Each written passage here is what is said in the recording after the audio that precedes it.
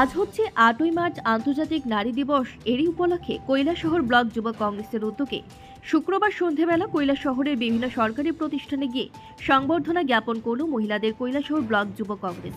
প্রথমে কৈলাসহর RGM হাসপাতালে গিয়ে নার্স ও মহিলা কর্মীদের সংবর্ধনা দেওয়া হয়। কৈলাসহর ঊনকোটি জেলা হাসপাতালে নার্স ও নিরাপত্তা রক্ষী মহিলাদের সংবর্ধনা দেওয়া হয়। কৈলাসহর মহিলা থানার মহিলা পুলিশদের সংবর্ধনা দেওয়া হয়।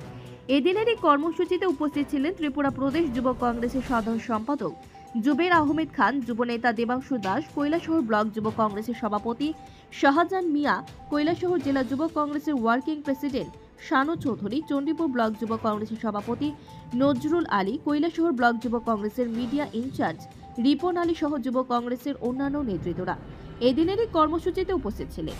কৈলাসহর ব্লক যুব কংগ্রেসের এই ধরনের উদ্যোগে দেখে খুবই খুশি গোটা কৈলাসহরবাসী। কৈলাসহর থেকে শুভঙ্কর দাসের রিপোর্ট, RTV ত্রিপুরা।